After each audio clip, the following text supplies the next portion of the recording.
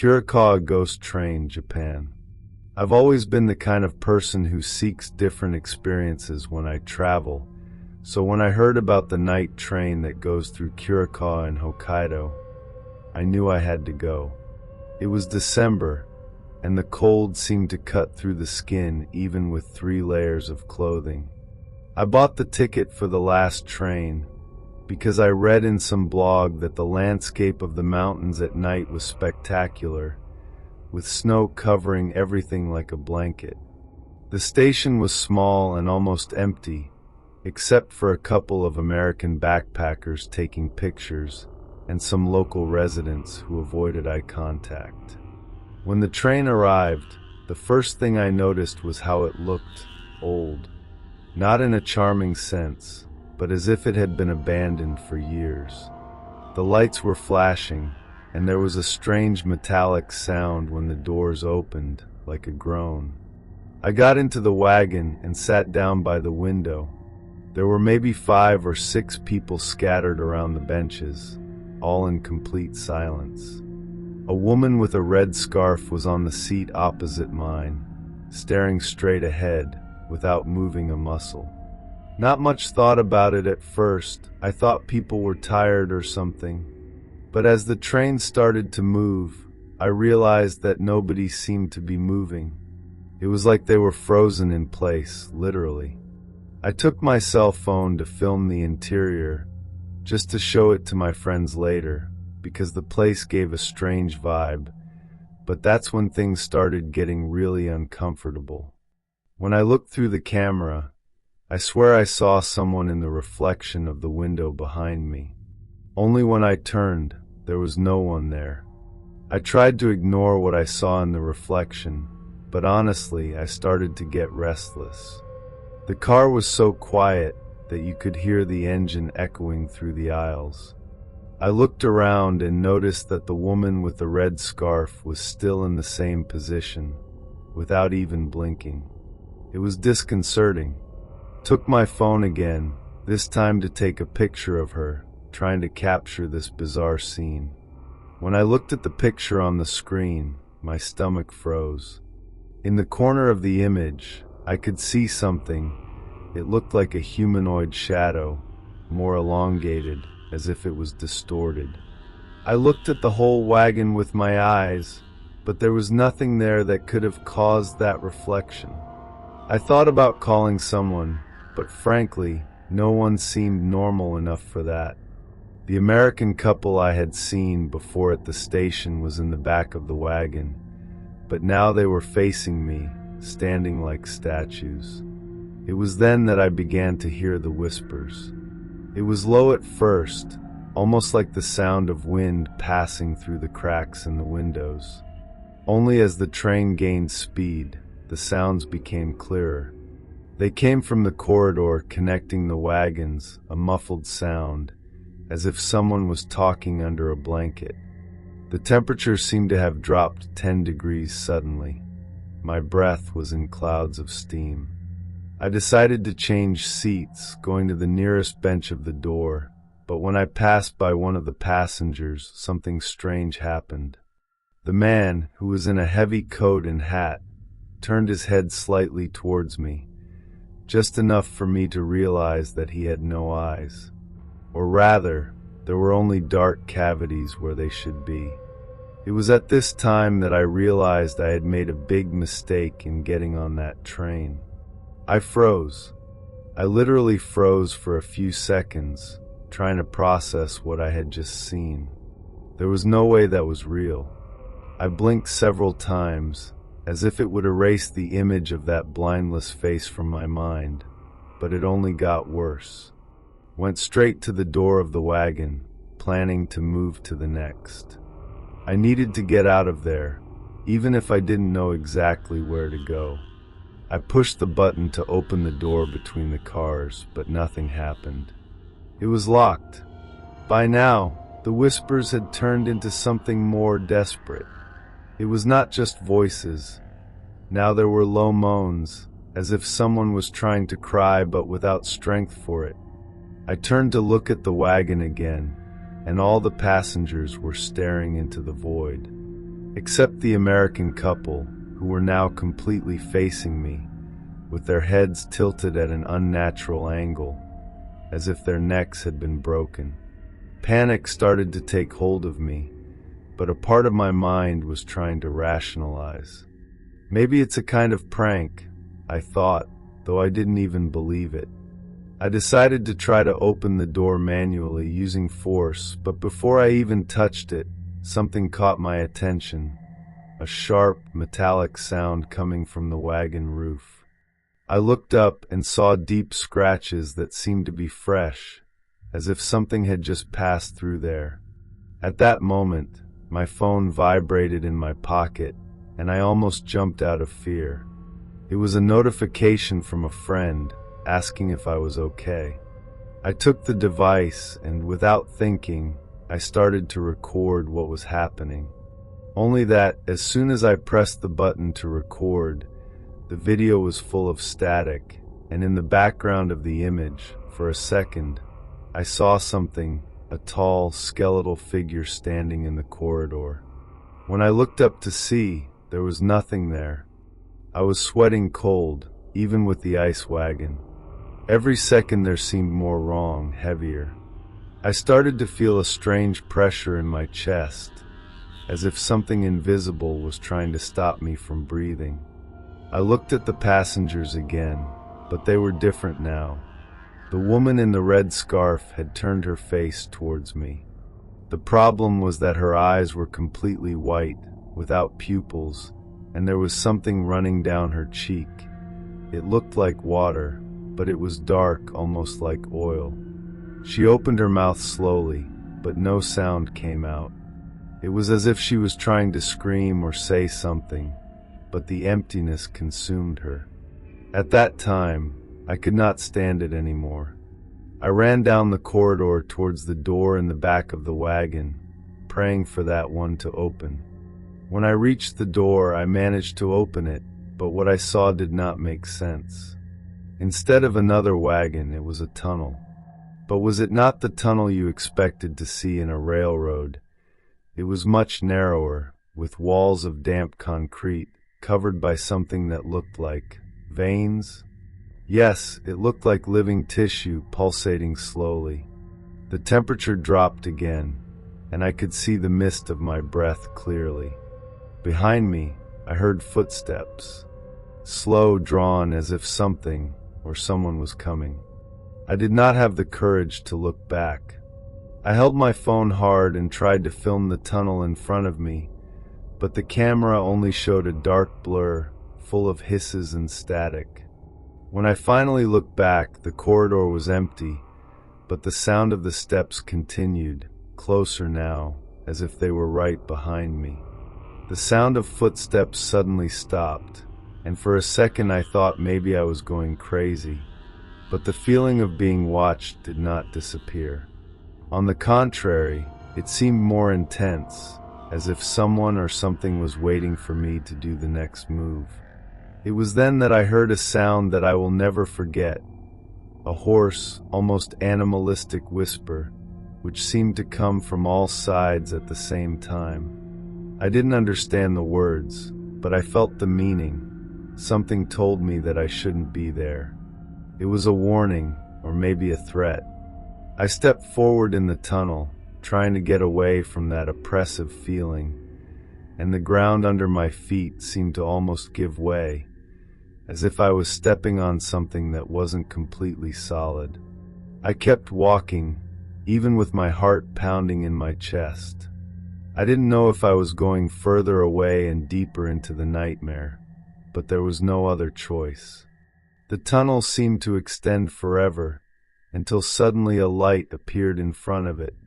It was weak, yellowish, like an old lamp about to go out. I ran towards her with everything I had, ignoring the pain in my chest and the sound of whispers that now echoed like a chorus behind me. When I reached the light, I realized that I was on a station platform. It was the same station where I had boarded hours before, but it looked different, empty, deserted, as if no one had passed by there in decades. I looked back and the tunnel had disappeared, replaced by a simple concrete wall. My phone was still in my hand, but the video I recorded was only static except for one image. That tall and skeletal figure in the wagon, looking straight at the camera. The lake without reflection, silver blood waters. I have always been fascinated by mysterious places, and when I heard of Silver Blood Lake, I could not resist. The idea of a lake that does not reflect images seemed absurd, so I decided to go there to see for myself. It was a long weekend, and a friend of mine, Ryan, who shares this same taste for strange things, wanted to accompany me. The lake was about 2 hours from the nearest town, and the path was filled with bumpy dirt roads and a dense forest that seemed to swallow the sky. When we arrived, the place was different. The silence was uncomfortable, as if everything was stuck in a kind of pause. No birds, no insects, only the distant sound of water moving slowly but still seemed muffled. The first thing I noticed was how the lake was really crystal clear, as they say, but without any reflection. I could not see my face on the surface, even when I leaned over the water. It was like looking at a piece of opaque glass that hid something behind. Ryan, always more brave than me, was the first to throw a stone in the water. There was no sound, not the slightest splash. It made me shiver, but Ryan just laughed, saying that it must be a natural phenomenon or something like that. Took my cell phone and started filming, but the camera seemed to fail whenever it pointed at the lake. The image was distorted, as if the device could not process what it was capturing. That's when I heard the first sound, a murmur coming from the water, so low it almost looked like the wind, but there was something human in it. The murmur became clearer after a few seconds, and I swear it sounded like a voice. It was a feminine, soft sound, almost like someone whispering words I couldn't understand. Ryan, who was a little closer to the lake, looked at me with an expression I had never seen in him before, a mixture of confusion and fear. "Did you hear that?" he asked, and I could only shake my head because I didn't trust my own voice. He took a flashlight from his backpack and started to illuminate the surface of the water, but the light seemed to be absorbed, as if the lake was a bottomless hole. Then the sound changed. The whisper became a call, a female voice that said his name, Ryan. That froze us in place. Ryan was staring at the water as if he were hypnotized, and I had to pull him by the arm so that he would back up. He began to say that it was probably just our imagination, but the way he looked at the lake said otherwise. We decided to go around and explore the edge of a more distant side, trying to understand what was happening. The strange thing is that, the more we walked, it seemed as if the lake followed us. Each curve of the margin looked equal, as if we were walking in circles, even knowing that we were not. It was when I realized something worse. My hands were cold, and it wasn't because of the weather. It was the kind of cold that seemed to come from inside, as if the air around the lake was draining our energy. As we continued walking, the sound of water seemed to get louder, even if the lake was completely still. There was no wind, but the trees around began to sway, producing a rustle that did not match the quiet environment of before. Ryan was quieter now, and I knew he was trying not to freak out. That's when he stopped suddenly and pointed at the water. "Did you see that?" he whispered. I looked where he was pointing and saw something that looked like a shadow just below the surface. It was difficult to define, but it looked like a human figure floating. Only instead of being a motionless body, it moved slowly, as if it were swimming. The problem? There were no waves or movement in the water, as if the lake was completely separated from the laws of physics. I wanted to leave at the same time, but Ryan insisted on coming. He said it might be a big fish or some kind of illusion. It doesn't make sense, but we need to see more closely, he muttered, trying to convince himself. Against my better judgment, I stood by his side as he picked up a makeshift stick to poke the water. As soon as he touched the surface, the sound came back, not whispering it, but something much worse. It was like a mixture of screaming or laughing, echoing throughout the area. It didn't just come from the water, it seemed to come out from all around us. Ryan dropped the stick and backed away, almost stumbling. It was at that moment that we saw. The shadow in the water rose quickly, as if coming to the surface, but before anything appeared, Ryan's reflection, which should not exist in that lake, appeared with a completely wrong expression. Ryan's reflection scared me to the bone. It wasn't just the expression. It was as if the Ryan in the reflection was smiling in a way that the real one would never do. His eyes were deep, almost black, and there was something distorted in his posture, as if the reflection was tilted at impossible angles. Ryan, the real one, was paralyzed, staring at it as if he were seeing something that should not exist. I had to pull him back, almost screaming him away from the water. But he didn't seem to hear me. It was only when the reflection began to move on its own, regardless of his movement, that he finally backed off. The reflection reached out its hand as if it wanted to pull him into the lake. At that time, Ryan tripped and fell backwards, almost knocking me down too. I have never felt so afraid in my life. The air around me seemed heavy, as if something was pressing us down. The whispers and laughter were louder now, coming from all sides, and the sound of water, which was once muffled, was deafening. I took Ryan by the arm and shouted that we needed to get out of there, but he kept looking at the lake as if he was hypnotized. I looked back by reflection and saw that the figure in the water, that shadow that was submerged before, now was on the shore, standing, staring at me. No face, but I knew he was looking straight at me. The cold I felt before was now unbearable, as if something was sucking my energy, my own heat. It was like freezing from the inside out. I didn't know what to do but run. I yelled for Ryan to get up and get out of there, but he still seemed stuck, looking at that thing on the lakeshore. That's when the shadow started moving. It was not a natural movement. It was fast, but irregular, as if it were crawling and floating at the same time. I grabbed Ryan by the coat and practically dragged him away. The thing didn't make a sound, but I could feel it was following us. The sound of the lake still echoed around us, mixed with the whispers that now said words I could understand. "Come back! Come back!" I was in total panic, but did not stop until we crossed a line of trees and lost the lake from view. When we finally stopped, Ryan collapsed on the floor, panting. I looked at him and saw that he was holding something in his hand. It was the stick he had used to touch the water. I don't remember him taking it back, and what was even more strange, the tip was burned, as if it had been dipped in acid. We couldn't say anything for a while. After a few minutes, Ryan looked at me and just murmured, "We should never have come here." I agreed, and we insisted on getting out of there as soon as possible.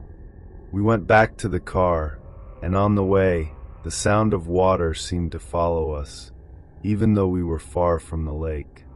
To this day, Ryan does not talk about what happened, and I also try to avoid it.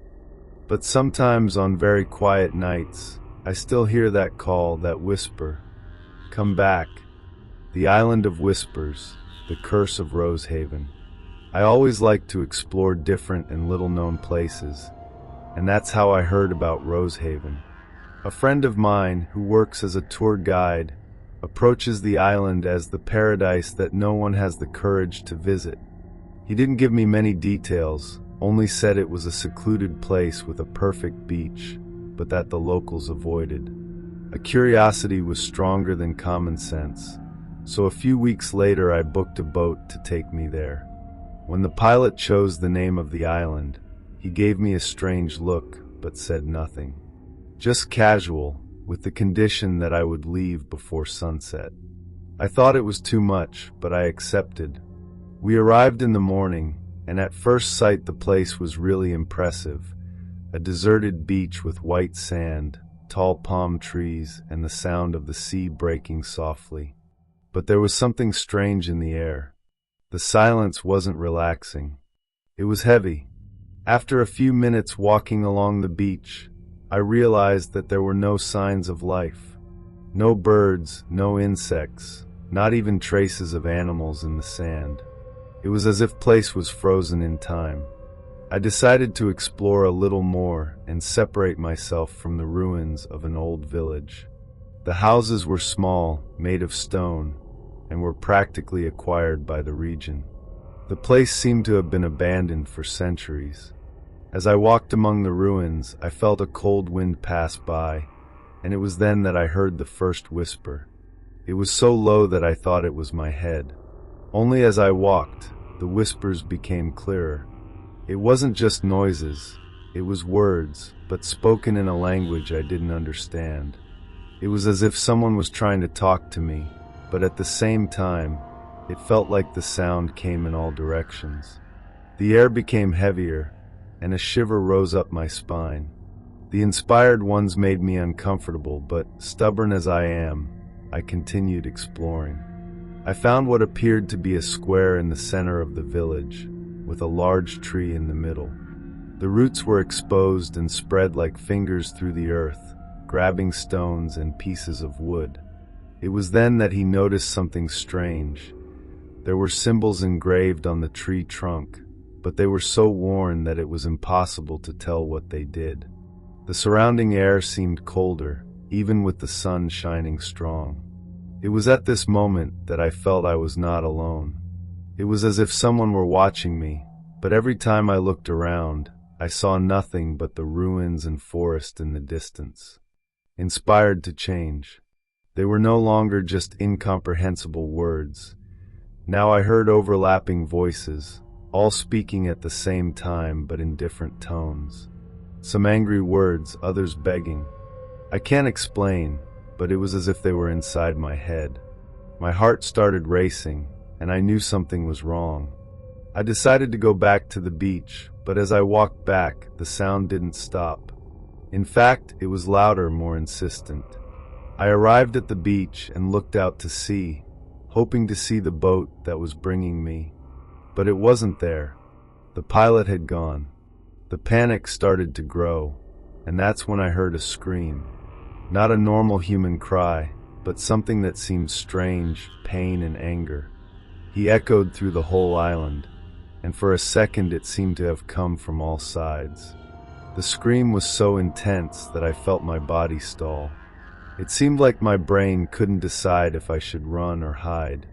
Finally, my feet were to move instinctively, moving away from the ruins and heading towards the forest.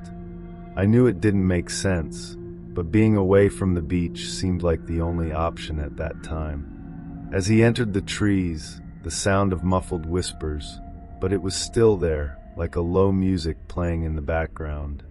Only now, along with the suggestions, there was something else. Steps.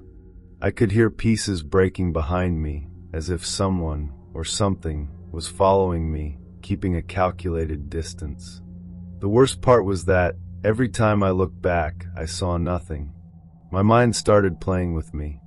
I swear that through the shadows between the trees, I moved too fast to be normal. My heart was racing, and every time I tried to stop to catch my breath, the steps got louder. I knew I had to get out of there, but I had no idea how. The whole island looked different, as if the trees were closing around me, making it impossible to find the way back. It was when I saw something that paralyzed me, a figure in the middle of the trail. She was tall, thin, and completely immobile, like a statue. only that her arms were strangely long, hanging almost to the ground. I tried to convince myself that it was just a shadow or perhaps a tree, but when I blinked, the figure had disappeared. The silence that shook was even worse than the whispers. After that figure disappeared, I felt my mind was beginning to give way.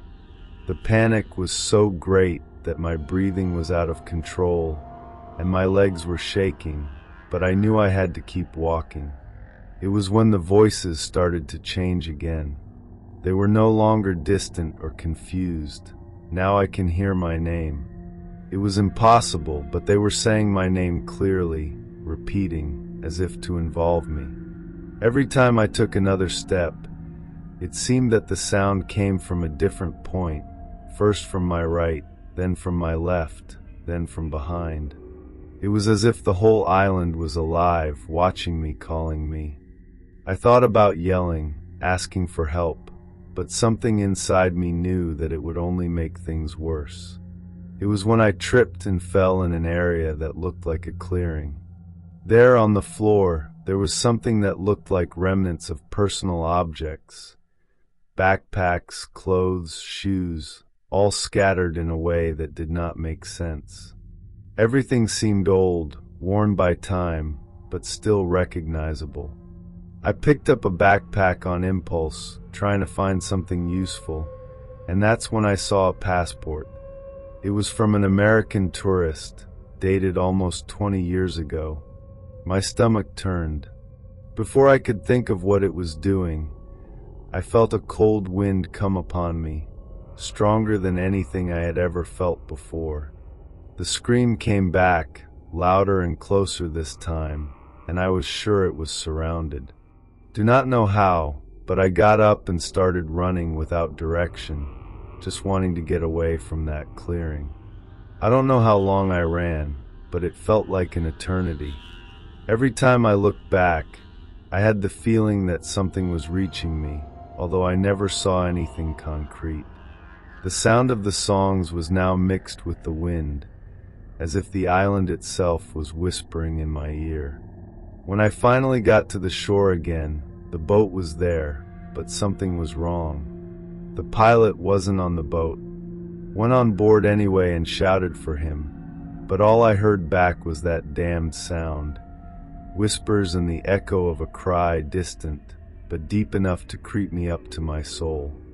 I took the oar that was in the bow and started to row desperately, preventing me from getting away as soon as possible. It was only when I reached a safe distance that I realized something. My reflection in the water was staring at me. Don't know how to explain, but he was smiling. A wide and distorted smile that I will never forget. Since then, I have never been the same. And the worst? Sometimes, in the silence of the night, I still hear the whispers calling me back. Hotel Dos Pesadillos, Las Puertas del Infierno, Mexico. I was never a superstitious person, but I always liked to explore places that other people avoided. When I heard about Las Puertas del Infierno in Oaxaca during my trip to Mexico, I could not resist. Some locals I met at the hostel told me that no one goes there alone, but this only made me even more curious. According to them, the hotel had been the scene of mysterious disappearances and was famous for the appearance of shadows in the corridors. I decided to camp for one night near the site, complemented by what would be a fun story to tell later. When I arrived at the hotel, the first thing that caught my attention was the state of the building. He was practically in ruins, but still maintained an imposing atmosphere. The broken transparent windows, empty eyes, watching who dared to approach. I entered the building through the reception, which still had parts of a worn counter and a glitter suspended by wires. The air was still, heavy, as if the place had kept all the silence of the years that were empty. The walls were full of graffiti, but what made me uncomfortable was the soot-stained hands marks on the ceiling. strange but ignored. I went up to the second floor where the rooms were located. The feeling of being observed was undeniable. I took some pictures, but something seemed wrong. Every time I looked at the images, there were strange blurriness in the background, as if something was moving too fast to be captured. That's when I heard the first sound, a childish laugh that seemed to come from one of the rooms further down the hall. Laughing made me freeze. It was not something distant, as if it came from outside. It was clear, as if someone was on the same floor as me a few meters. I stood still for a few seconds, trying to hear any other sound that could explain it. Maybe the wind was passing through broken windows, or by a small lost animal inside.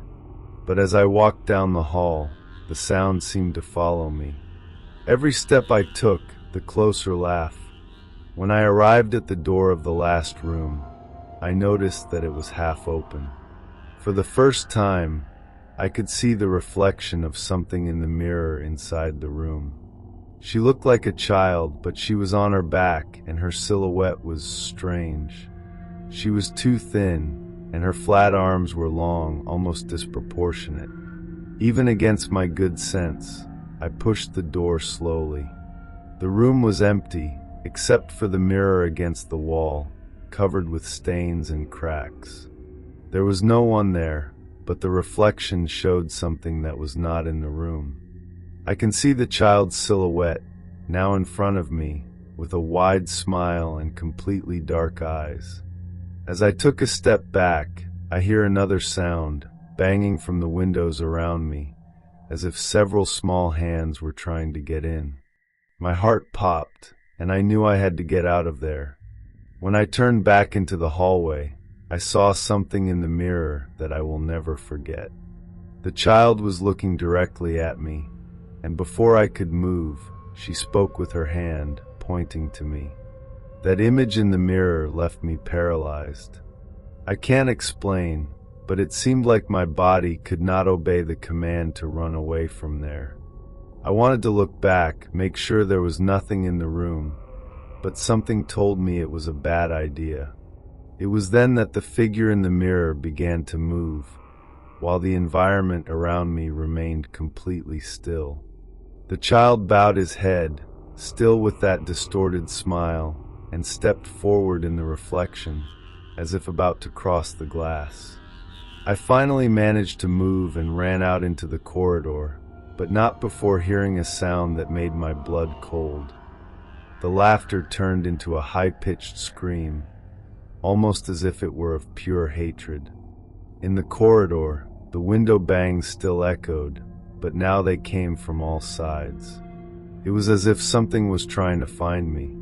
I went straight to the stairs, trying to ignore the rising sound around me, but in the middle of the way, I tripped and fell hard. When I looked back, I saw a shadow moving at the end of the corridor, fast and erratic, going from one side to the other. It didn't seem human. Each time the shadow moved, the lights blinked even though there was no assistance in the building for years. I tried to get up, but something held my foot. It was like a cold, invisible pressure pulling me down. I only managed to release after kicking the air desperately, and without looking back, I went down the stairs as fast as I could. When I got to the ground floor, silence returned, but it was not a break. It was the kind of silence that made your ears buzz, as if something happened. The air seemed heavier, as if it was charged with electricity. I went straight to the front door, but when I tried to open it, it wouldn't move. I was sure that it had not locked when entering. I started to pull as hard as I could, but it was like something was holding the door on the other side. Then I heard slow, drawn steps coming from the corridor behind me. They were not child's steps, but something bigger, heavier. With each step, the sound seemed closer, until it stopped right behind me. I didn't have the courage to look. The only thing filling the place now was my fast breathing. closed my eyes for a second, trying to convince myself that it was all in my imagination. It was when I heard a message in my ear, low and hoarse, saying something that I could not understand, but that seemed like a warning. My whole body trembled, and suddenly the door opened itself with a loud creaking. Didn't think twice and ran out, not caring to look back. When I finally reached a safe distance from the building, I came to see the hotel again. In one of the windows on the second floor, I saw someone's silhouette, or something, watching me. She was thin and immobile, but had something in her eyes that seemed to shine even from a distance. I did not stop running until I reached the place where the taxi driver left me hours before. He was alone, and the sun was already starting to set, tinging the sky with shades of orange and red, but everything seemed wrong. Even in the open air, I felt as if the weight of that place was still on me. When I finally got a signal on my phone, I called the driver and begged him to look me up. He arrived in a few minutes, but when he saw me, he didn't say a word. All the way back, he looked at me in the rear-view mirror as if he knew exactly what had happened. Before I left the hotel where I stayed, he said only one thing: "Don't tell anyone what you saw there." That scared me more than anything. Since that day, I can't sleep properly. I'm back in the United States, but sometimes I swear I hear footsteps or low laughter in my house. The worst? Every time I walk by a mirror, I see something in the reflection, standing in the background, watching me. The mansion that breathes, Whitestone Estate. I have always been fascinated by historical places, especially those with dark stories. That's why during my trip to England, I decided to visit the Whitestone Estate. The place had a strange reputation. It was one of the favorite destinations for photographers and mystery hunters, but almost no one stayed long inside. I hired a local guide who took me to the entrance of the mansion, but he decided categorically to come in with me. "They say the house breathes," he commented with a tone that was kind of derision, kind of serious. I ignored it and went in alone. The first thing I noticed was the smell. It wasn't the expected mold of an old place, but something metallic, like dry blood. The air was heavy, almost dense, as if it were difficult to breathe. The silence was absolute, and the ground creaked with every step I took. Right in the lobby, I took my phone to film. The old lights flickered, even without electricity, which I thought was strange, but I attributed to the reflection of natural light entering through broken windows. When reviewing the video at the time, I realized something that made my stomach rap. The wall behind me seemed to move. Not as an optical illusion, but as if it had really pulsed, like a chest breathing. I blinked several times, made it a fault in the video, but looking directly at the wall, I noticed a slight location, almost imperceptible. I ignored and continued to explore. Only that, while walking, it seemed that the corridors were narrower, and the doors were no longer in the same places. I started to feel a slight dizziness, but thought it was just my head playing tricks. I kept walking, trying to ignore the growing sense that something was wrong. The walls were closer, as if they were literally closing around me. Took the phone again, and decided to film while walking. Pointed the camera at the pictures on the walls, which were large and extremely detailed. However, while watching the video while recording, I noticed something disturbing. The figures in the frames were moving. It was small movements, eyes that blinked, hands that seemed to move slightly. On camera, it was clear, but when I looked directly at the frames, they were normal. The air around me became even heavier, and a headache began to form, as if the house was draining my energy. I reached a larger hall, where there was a huge fireplace with a mirror on top. As I pointed my phone at the mirror, I felt a shiver so strong that I almost dropped the device. Without reflection, I could see something that was not in the room, a dark figure standing in the background between two chairs. She was tall and thin, with long arms touching the ground, but her face was covered in shadows. When I turned, the space was empty. Tried to convince myself that it was a shadow, an illusion, anything. But it was when I rewatched the footage that my mind started to panic. The figure was still there in the video, but this time closer, as if it had advanced while I wasn't looking. By then, I knew I had to get out of there. I tried to go back down the same corridor I had used to enter, but it was no longer there. The space looked completely different, as if the property had changed while I was inside. The walls were darker, covered by something that looked like damp spots, but when I passed it was warm, almost pulsating. My breath became shorter, and it seemed as if the air was being sucked out of my lungs. I looked everywhere, trying to find some reference point, but it was impossible. Each corridor looked the same, but every time I took a step, the arrangement of doors and furniture seemed to change, as if the house was playing with me. I arrived in a room that I had not seen before, full of mirrors on the walls. The feeling of being observed was unbearable. When I looked at one of the mirrors, I saw something that made my heart stop for a second. My own image, but it doesn't move like me. I moved my arms, turned my face, but the reflection stood still, staring at me with an empty expression and eyes that were not mine. Then he began to move slowly in my direction inside the mirror. Every step I gave in the reflection seemed to echo in the room, even if I was still. I closed my eyes for a moment, trying to get myself together, but when I opened them, all the mirrors in the room reflected that shadowy figure I had seen in the previous hall.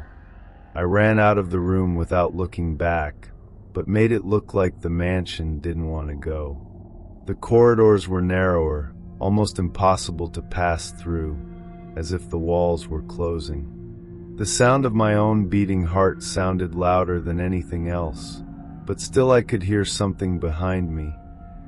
Heavy and slow steps, accompanied by a strange sound, like a deep sigh coming from the walls. I panicked, shouting for help, but my voice seemed to not echo, as if the sound was swallowed by the house itself. Finally, I found a door that seemed to lead outside. When I opened it, I was received by another corridor, identical to the one that I had just left. The feeling of despair was overwhelming. It was then that, for no apparent reason, everything became silent. The steps, the sighs, even the sound of my own cries disappeared. When I looked back, the corridor was empty. The light began to blink slowly until it went out completely. My phone, which was still in my hand, lit itself and began to play the video I had recorded. The shadowy figure was in the center of the screen, but this time it turned slowly and changed to me. I don't remember how I managed to get out of the mansion, only to know that, somehow, I found myself in the garden with the sun already starting to set. Since then, every time I look at any footage from that day, the same figure appears. Always in the background, always watching me. The road that doesn't end, shadows loop. I was never the type to believe scary stories, but what happened to me at Shadows Loop changed everything. It was a normal weekend, and I was driving to visit some friends who lived about 3 hours away. Choose an alternative route to go through a rural area. More quiet roads, no traffic the way I like it. Everything seemed normal until I entered a more isolated section. The road was surrounded by dense trees, and the light of day was already fading, leaving the sky with that orange tone late in the afternoon. After a few kilometers, I realized that the road was strangely straight, without curves or bifurcations. It seemed that I was driving in the same place for much longer than I should. I looked at the GPS, but it was out of signal, something that has happened before in remote areas.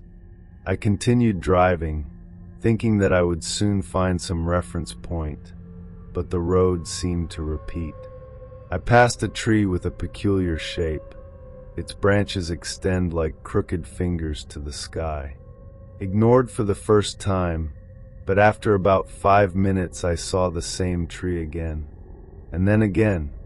It was then that I realized something was very wrong. I began to pay attention to the details around. In the wooden surroundings on the roadside, an old leaning light pole, even a car abandoned on the side of the road. Everything repeats itself. I was stuck in a loop.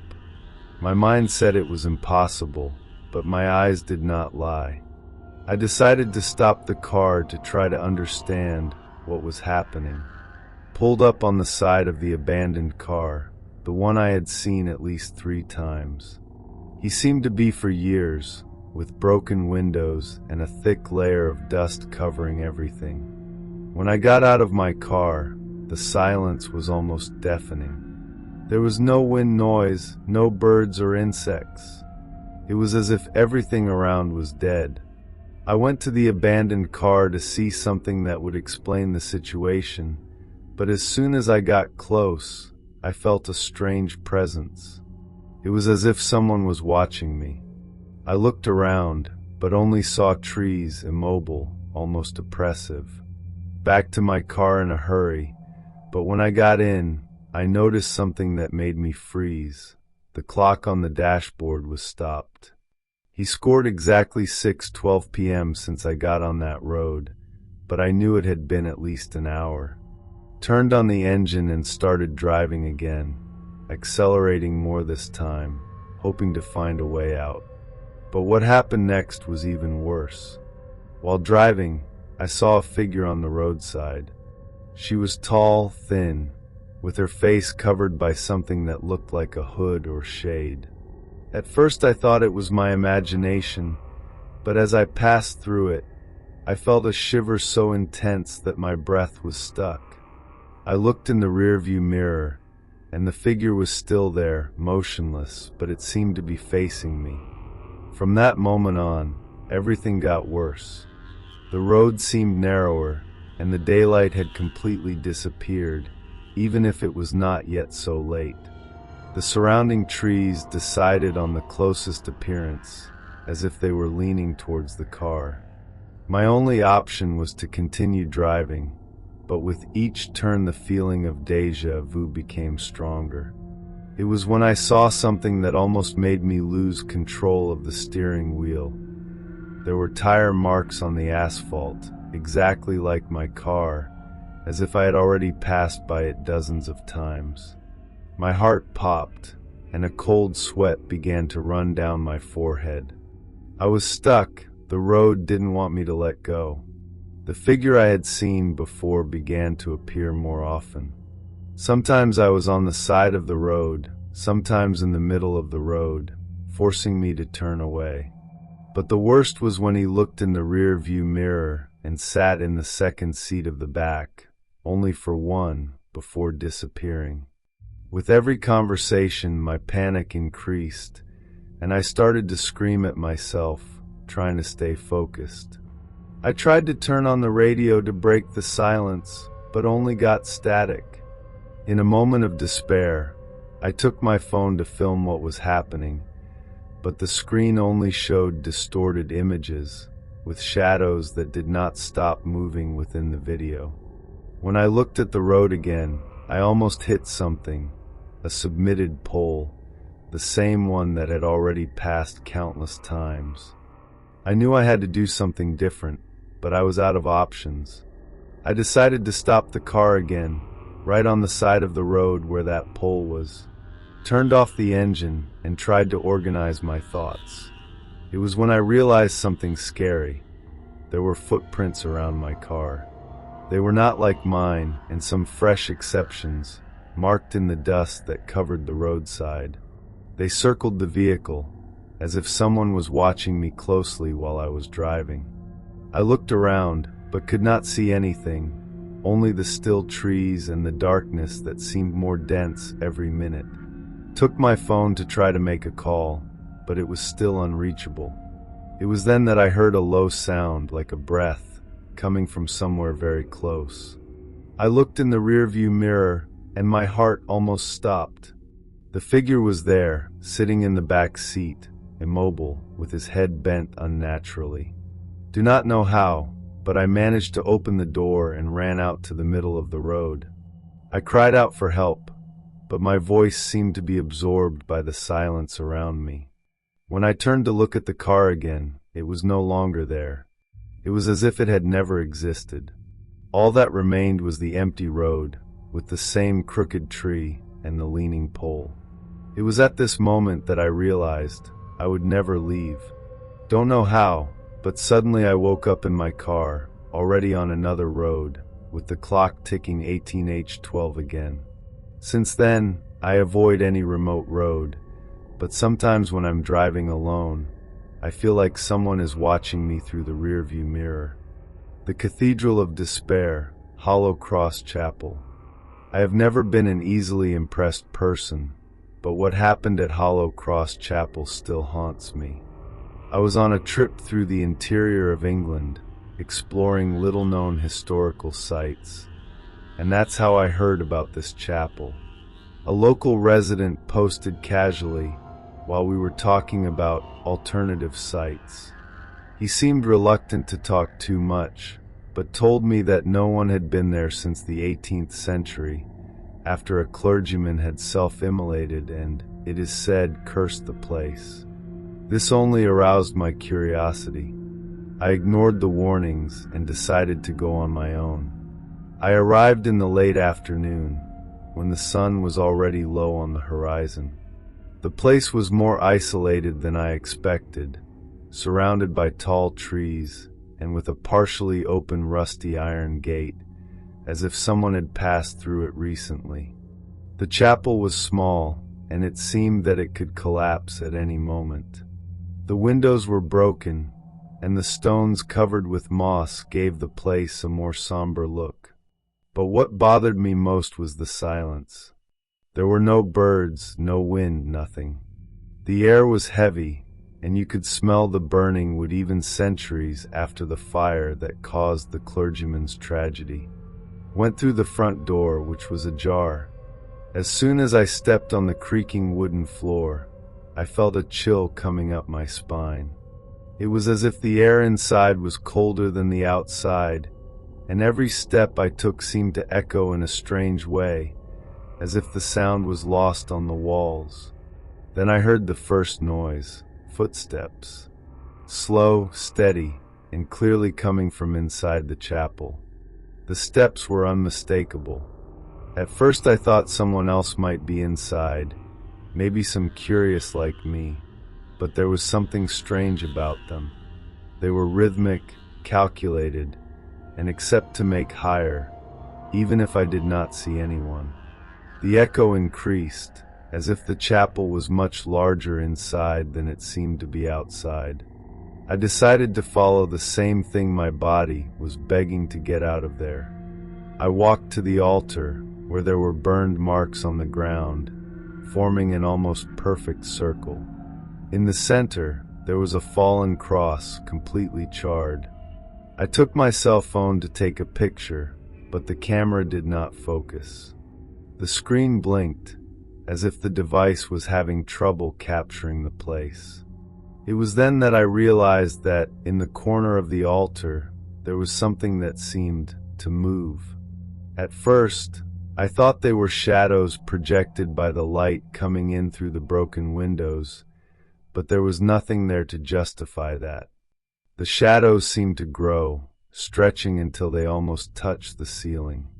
My heart popped when I realized that they were not ordinary shadows. They were human in form, but not connected to anyone. I started to back up, But as soon as I stepped back, the floorboards creaked too high, as if the sound had been amplified. It was at that moment that the steps came back, but now they were different, faster, as if someone was running towards me.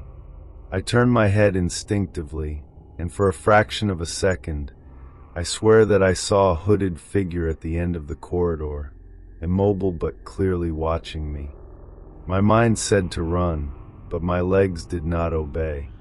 I stood there, staring at that hooded figure at the end of the hall. She didn't move, but seemed wrong somehow, as if she didn't belong in that place, or maybe it was the place that belonged to her. I could not see the face, only the silhouette covered by something that looked like an old and worn man. I tried to convince myself that it was just my imagination, but when I blinked, the figure was no longer there. The air became even heavier, almost impossible to breathe, and it was then that the walls began to change. It seemed that they were closing in, approaching me, and the light coming from outside was fading. I tripped trying to get out of the altar and ended up falling on my knees on the ground. When I looked up, I saw that the benches of the chapel were not as before. They aligned themselves in the wrong way, forming a kind of corridor leading straight to the altar. I began to hear voices. It was not shouting or suggestions, but a constant murmur, as if several people were praying in a language I could not understand. It was at that moment that I felt something touch my shoulder. It wasn't a hand, but a cold pressure that made me turn sharply. There was no one, but the smell of burning became stronger, almost unbearable. I got up anyway, ignoring the fact that my legs were bambos. Everything inside me screamed to get out of there, but the chapel seemed bigger and more confusing every second. The altar, which was only a few steps away, now seemed to be meters away, as if the space were stretching. The voices got louder, and I began to hear my own name mixed with them. My heart almost stopped. It was impossible, but the feeling of being called was real, as if the chapel was pulling me somewhere. When I looked at the altar again, I saw the hooded figure again, now right in the center of the burnt circle. She did not move, but her presence seemed sweet in all the air of the room. I decided to run for the exit, but the way seemed different, as if the chapel was in me. The steps, those same steps I heard when I came in, started again, but now they have come from all sides. I felt that I was surrounded, but I didn't have the courage to look back. When I finally reached the door, it was closed. I pushed with all my strength, and she wouldn't move. Suddenly everything was quiet except for my fast breathing. Then one last thing happened.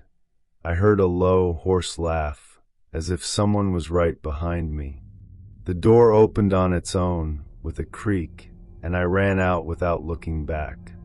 When I turned to see the chapel for the last time, it seemed smaller, almost insignificant, but something in the window made me freeze. The hooded figure was there, me watching. Since that day, sometimes I hear footsteps in the silence of the night, as if still stuck in that place. The forgotten village, Shadowmere.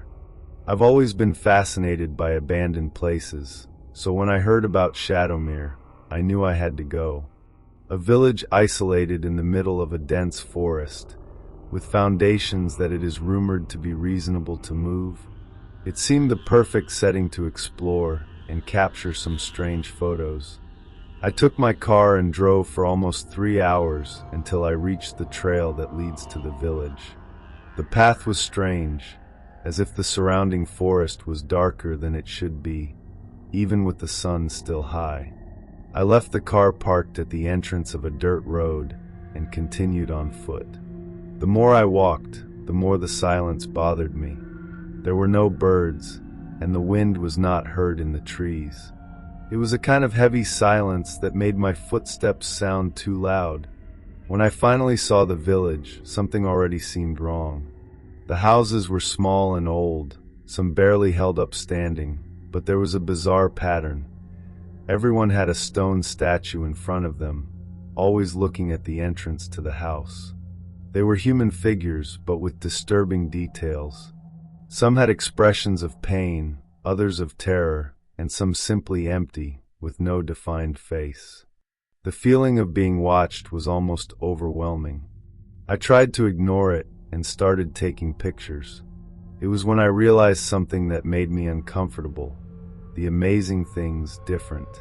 Couldn't explain, but it was as if their angles were not the same as when I entered the village. I decided to approach one of the statues to try to understand better what I was seeing. It was a male figure, with the face partially worn by time, but the eyes were incredibly detailed. They look almost real, as if they were carved by someone obsessed with capturing something that should not be there. I touched the surface of the statue and realized that it was colder than expected, almost freezing, even with the hot weather that day. It was at that moment that I heard the first sound. It wasn't an obvious sound, like a branch breaking or wind between trees. It was a creak, as if stone were moving, coming from somewhere nearby. I looked around, but everything seemed exactly the same as before, except for one thing. The statue that was at the bottom of the village seemed to be in a different position. I tried to convince myself that it was just paranoia. Maybe I hadn't noticed the details before. But as I walked deeper into the village, the feeling that something was wrong became impossible to ignore. The statues seemed to be closer each time I looked at them. One in particular, which I was sure to be at the other end of the village, was now a few meters away from me, with his hands outstretched as if he were reaching for me. My heart started to shoot, and by instinct, I took the phone to film. But every time I pointed the camera at the statues, the screen was full of static. In the recording, the figures seemed to move, even if, when looking directly, they were still. It was at that moment I realized I was completely alone, but I was not safe. From that moment, my only concern was to get out of there. But the more I tried to get away from the village center, it seemed like the village was reorganizing itself to keep me there. The streets were short and narrow, but now they seemed to multiply, taking me back to the same point. At every corner, I saw more statues, and it was not possible to ignore the fact that they were moving. Even though I never saw them change directly, the distance between us was decreasing, as if they were getting closer each time I took my eyes off of them. I started running, but the feeling of being watched increased with each step. The silence was so oppressive that I could hear my own breathing, heavy and irregular. That's when I noticed something even more scary. One of the statues had the face of someone I knew. It was a friend of mine, Peter, who disappeared years ago during a trip. I was paralyzed trying to process that. The statue was partially worn, but there were details that were unmistakable. The way his eyebrow arched, the fine scar on his chin. I approached slowly, as if I needed more evidence, but as soon as I was a few meters away, I heard footsteps behind me. They were slow and heavy, as if someone was following me. When I turned, there was no one, only another statue that was now even closer. Despair began to take hold of me. I decided to stop looking at the statues and just focus on finding the trail back, but every time I looked forward, something in my field of vision seemed to change. The houses were in different places, and the statues always appeared at impossible angles, as if they had been placed there while I blinked. I passed a point that seemed familiar, and I noticed something that made me freeze. Footprints in the dust. They were not mine. They were deeper and spaced, as if someone much heavier had passed by there recently. The silence, which was once oppressive, was now broken by a strange sound, almost imperceptible, something like a low but irregular breath. Finally, I saw what seemed to be the trail back. I ran towards it without looking back, but the sound of breathing became louder. When I arrived at the entrance of the village, I noticed something that made my stomach turn. The trail was blocked. A large statue was in the middle of the road, with its back to me, but its arms were raised up as if it held something invisible. My mind struggled to understand what I was seeing, but before I could react, the statue began to slowly rotate, revealing its face. It was mine. The figure had the same features as the reflection I see in the mirror, but the look was empty, as if there was no life there. When I saw that statue with my face, my legs practically locked. It was like looking at a distorted reflection, but solid and inescapable. I tried to step back, but felt something hard and cold touch my neck. I did not need to look to know that it was another statue. The heavy breath now seemed to come from all sides, as if the statues were alive, surrounding me. My phone started to vibrate in my pocket, but when I took it off to try to use it as a distraction, the screen showed only distorted images of the village. They were like visions of the place before it was abandoned, but something was wrong. There were people in the images, but their expressions were of pure dread, as if they were aware of the fate that awaited them. I don't know how I managed to move, but suddenly I started running without thinking, dodging the statues and ignoring any sound around me. My feet almost slipped on uneven ground, but somehow I found a path that led out of the village. When I finally left the area, the silence disappeared, and I was greeted by the comforting sound of the wind in the trees. My car was still there, and I got in it without looking back. While driving away, my eyes did not stop looking for something in the rearview mirror, hoping to see one of those figures following me. When I got home and looked at the pictures I had taken, there was no village, only images of trees and an empty road. But in all the pictures, in the background, there was a silhouette.